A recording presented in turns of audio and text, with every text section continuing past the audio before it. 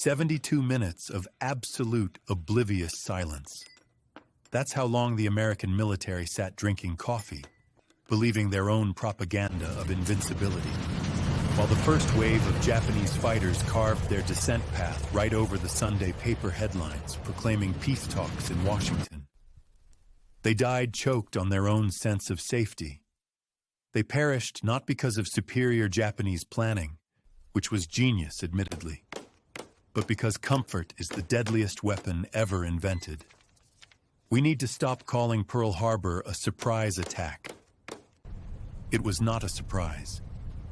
It was a willful, catastrophic refusal to look up from the spreadsheets, a monument to bureaucratic arrogance built on the shaky foundation of perceived technological superiority.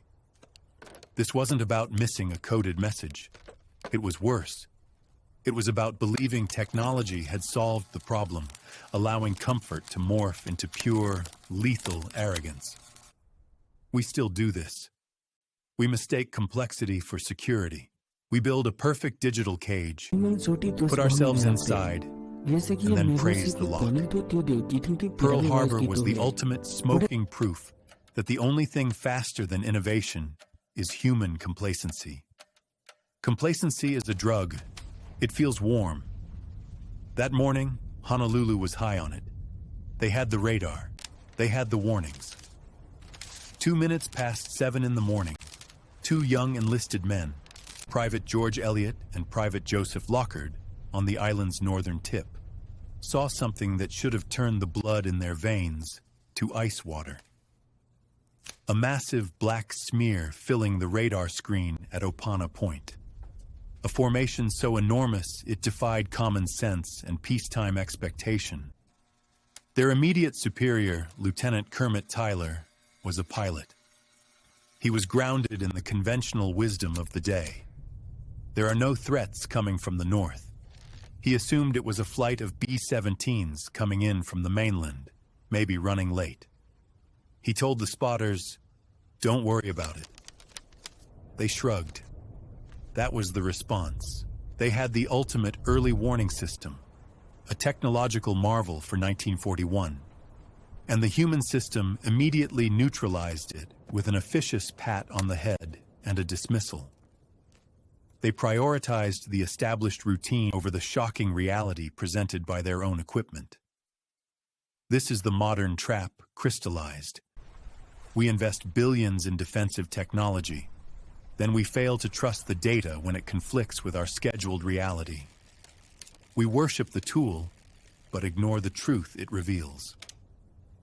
If you're here because you suspect history is often a sanitized cover story for human failure, and you value the dark, uncomfortable truth over the convenient legend, then you understand why we dig this deep.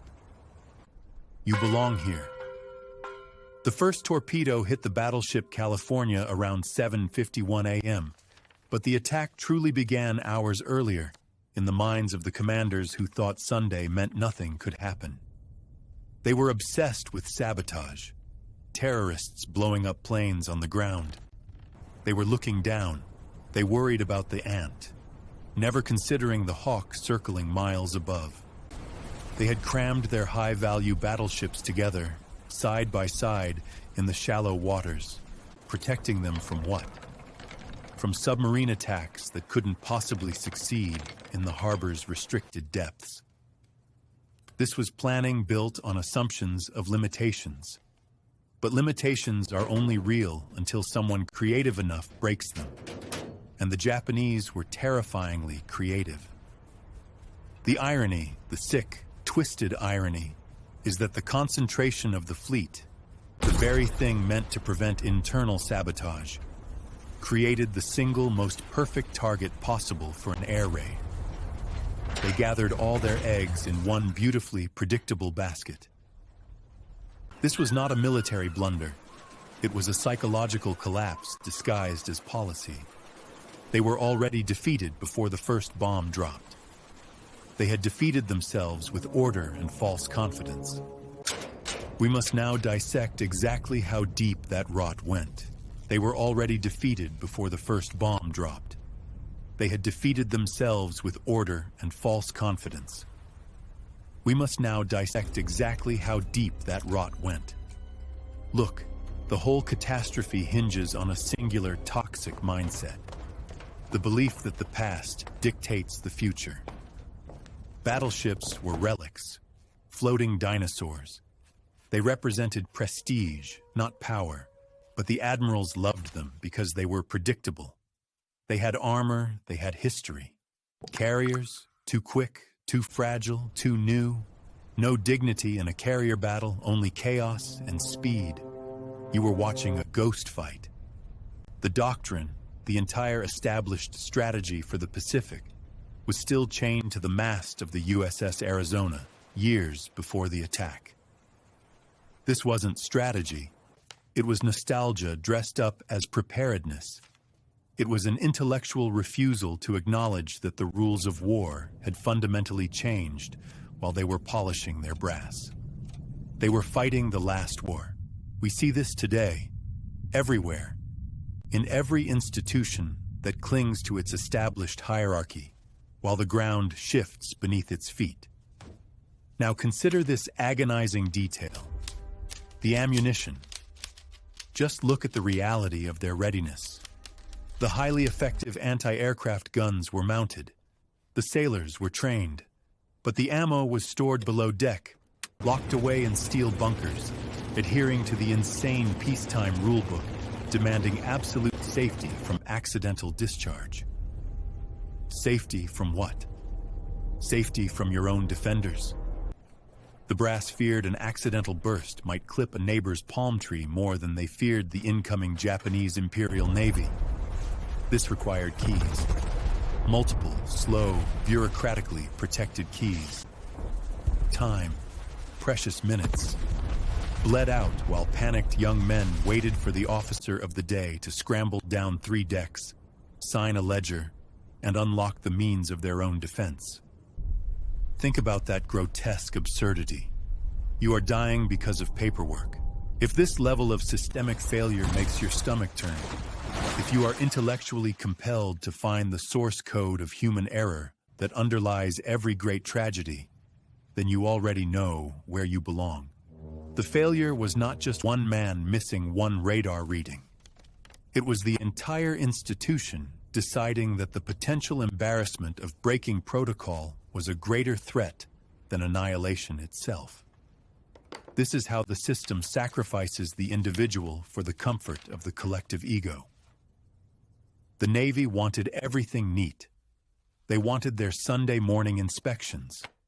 They wanted the guns silenced because the noise disturbed the golf course. The Japanese exploited this obsession with neatness, with order, with bureaucracy, perfectly. They banked on the American commitment to convenience. Why else attack on a Sunday at 7:55 a.m.? Because predictability is the currency of destruction. You, watching this right now. How often do you accept the established system because questioning it is tiring? How often do you assume the experts have the keys, literally and figuratively? The men on those ships assumed the system would protect them. They believed the radar operator was wrong because the colonel said so. They trusted the schedule. Trust kills. It always does when that trust is blind. The system wasn't broken. It was perfectly engineered for the world of 1918. The world changed. The mindset didn't. That is the true betrayal. That is the unforgivable historical sin. And the Japanese knew this weakness better than the Americans did. They understood that the strongest defense is only as effective as the most rigid mind controlling it. The planes came in low, very low. The American defense had prepared for high-altitude bombers, the traditional threat. They never conceived that someone would have the technical audacity to modify torpedoes to run in the harbor's shallow 35-foot depths. It was deemed impossible. Engineers had calculated the impossibility. But the Japanese had fixed wooden fins to their torpedoes, preventing them from diving too deep and burying themselves in the mud. A simple, brilliant hack that turned the impossible into the inevitable. The defenders hadn't accounted for the opponent's intellectual honesty, their willingness to throw out the rulebook. We underestimate the dedicated enemy who does his homework. We overestimate our own established procedures. That harbor, supposedly impenetrable, became a shooting gallery because the protectors had engineered the conditions for maximum vulnerability. Every single battleship was lined up, stern to bow, like targets in a carnival game, making it easy for the pilots to predict their next turn, their speed, and their firing solution. They presented a unified, massive, and utterly stationary target mass. It was an invitation to slaughter. The High Command committed an act of logistical self-immolation. This wasn't war. It was the harvesting of low-hanging fruit. They were defeated by arrogance, not by superior force. Arrogance is not a character flaw in command. It is a critical, measurable defect in calculation. They mistook scale for security. They believed the sheer tonnage of the fleet provided its own defense, a protective gravity field against reality. The brass had built an intellectual cage around themselves, meticulously polishing the bars of doctrine until they reflected only their own shining confidence. Every metric glowed green. Budgets balanced, training hours logged, often spent practicing procedures that the enemy had already studied and discounted.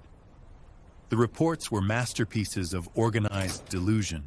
They had perfected the spreadsheet of war, but completely forgotten the blinding terror of the knife fight. This is the fundamental difference between management and command. Management seeks stability, predictability, and efficiency reports. Command demands relentless adaptation, brutal honesty, and a willingness to scrap everything you learned yesterday. They were managers running a battlefield. The enemy were commanders. What haunts me is not the bombs that fell, but the sheer volume of truth that was systematically disregarded.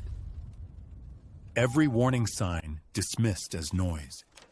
Every radical idea labeled impractical. Every junior officer who dared to question the harbor formation was subtly or openly sidelined. The institutional memory was too heavy, too successful in the past, to allow for the possibility of failure in the present. If you find this dissection uncomfortable, if you prefer the myth of unbreakable American ingenuity to the uncomfortable truth of human failure, you should probably just scroll away now and find comfort in the standard narrative. But if you demand to know how the gears actually turn, how power truly collapses under its own weight, then this is where you must stop. You belong with those who dissect the failure, not just mourn the outcome. The U.S. Naval War College taught a doctrine of overwhelming industrial power. They taught victory through grinding inertia. Their opponents, specifically Yamamoto, studied something else entirely. They studied Sun Tzu, yes, but more importantly, they studied jujutsu, finding the weak point, using the enemy's weight and established momentum against him. A stunning difference in philosophies, wasn't it? One focused on mass, the other focused entirely on leverage. The Americans assumed a long, predictable war of attrition. The Japanese delivered a shock doctrine designed to neutralize the entire strategic opening act. Think about that feeling. That sticky, warm comfort of the known path. That is the bureaucratic siren song. When institutions become too large, they stop generating innovation and start defending the status quo. Governments do this. Corporations do this. They build colossal walls of procedure, and those walls eventually become inescapable prison bars. We stop looking out at the threat. We start looking inward at the org chart, terrified of offending the next layer of management. The attack wasn't just a military action, it was an epistemological assault.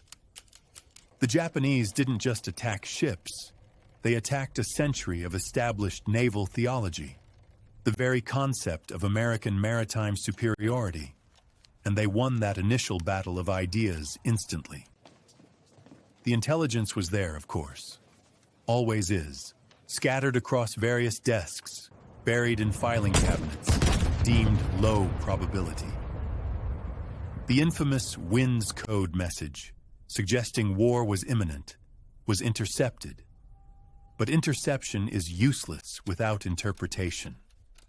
Interpretation requires a brain willing to override established comfort. Nobody wanted to be the Cassandra that cried wolf. The social cost of being wrong was higher than the physical cost of being blindsided. That is a horrifying reality, isn't it? Self-preservation prioritized over mission success. It's an organizational autoimmune disease. The American strategy was a vast, heavy hammer, impressive in its scope. The Japanese used a scalpel, honed to perfection.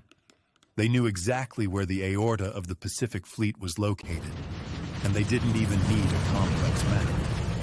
They just followed the predictable outline of institutional arrogance.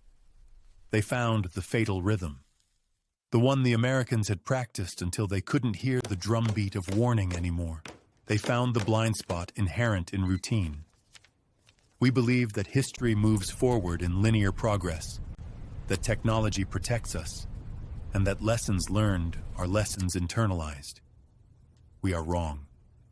History moves in violent cycles of catastrophic surprise. And the biggest surprise of all? It's usually self-inflicted. It's not the enemy's technology that kills you. It's the paperwork that stops you from seeing it coming. It's the memo you ignored. It's the meeting that should have been canceled so you could look out the window.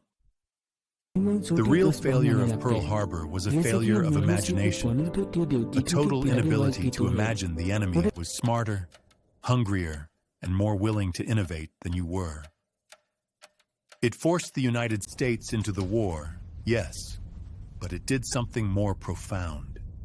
It shattered the bedrock assumption that American power was somehow immune to the universal laws of organizational decay, afraid of appearing foolish by taking an improbable threat seriously. That simple cowardice, that bureaucratic timidity, delivered the fleet straight into the hands of its executioners. But the failure of 1941 is not confined to yellowing naval records. It is happening again right now. And maybe you are the victim, or worse, the architect. Don't think for a second that this is just a story about battleships and oil fuel. That is the fool's insulation. We replaced the rigidity of naval protocol with the rigidity of algorithms. We replaced the complacency of the radio room with the paralyzing comfort of the dashboard. We think because our technology gives us perfect, beautiful data points, we are somehow immune to surprise. We are dangerously wrong. We confuse monitoring with meaning. We confuse surveillance with security. We see too many screens. We generate too much noise. The critical threat, the equivalent of those 6 Japanese carriers approaching in silence, always hides in the one place the system is designed to ignore. The outlier. The true variable. The thing that breaks the model. We have built institutional structures so optimized for efficiency and profit that they have zero capacity for surprise, zero slack, zero imagination. We have traded intellectual paranoia for intellectual comfort. Every corporation, every government agency, every organization dedicated to best practices is practicing the fatal rhythm that deafened the Pacific Fleet commanders. They are scared of looking foolish by preparing for the improbable. They are terrified of the expense of seeing the invisible. This is the modern trap. Technology guarantees speed, but speed magnifies systemic error. ensuring that when the catastrophe finally arrives, it will be instant, total, and utterly predictable in retrospect. The real lesson of Pearl Harbor is this: your biggest vulnerability is never external. It is always the beautiful, logical system you built to keep yourself safe. The system is the cage. It is the perfect, self-sealing vacuum of consensus that whispers, "It cannot happen here." Pearl Harbor was not a tragedy of war. It was a predictable consequence of administrative self-deception, proving that the only defense against catastrophe is sustained, painful intellectual paranoia. Paranoia that respects the audacity of the opponent more than it respects the comfort of the status quo. The men died because their leaders were afraid of appearing foolish. That simple, unforgivable fear remains the primary driver of organizational failure today. You are watching history repeat itself on the largest possible scale. Check your own routine. Look at the data point everyone else dismisses. That impossible thing you are refusing to imagine today. That silence you hear? That is not safety. That is the sound of the enemy approaching, right on time. This is the ultimate, inescapable consequence of worshiping efficiency. We become brittle.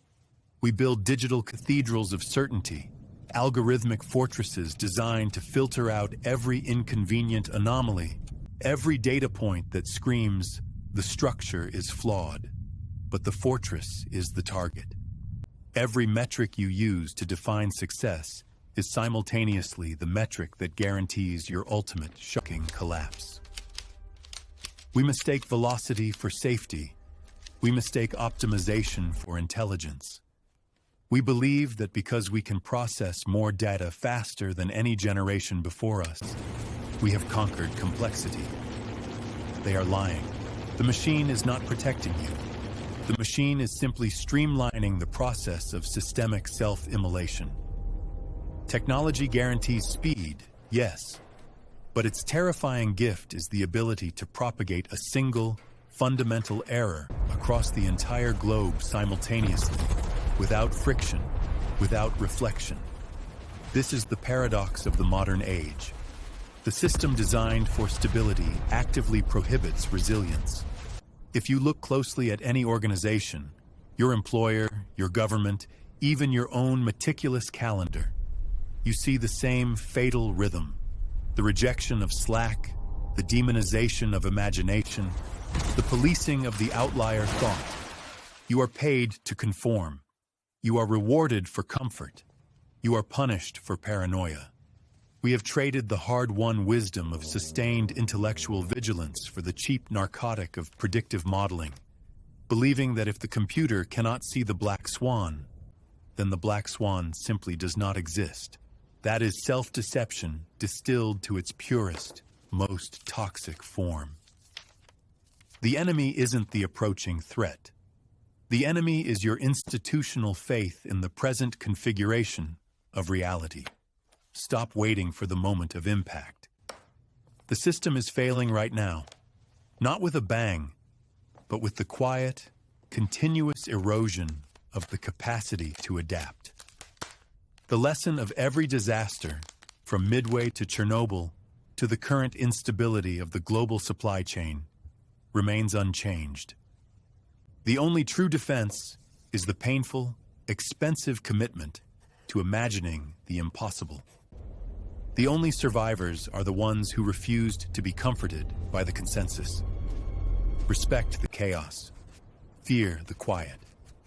Stop trying to find safety in the beautiful, lethal order you built around yourself. That order is the trap. The system isn't broken. It's performing perfectly as a failure accelerator.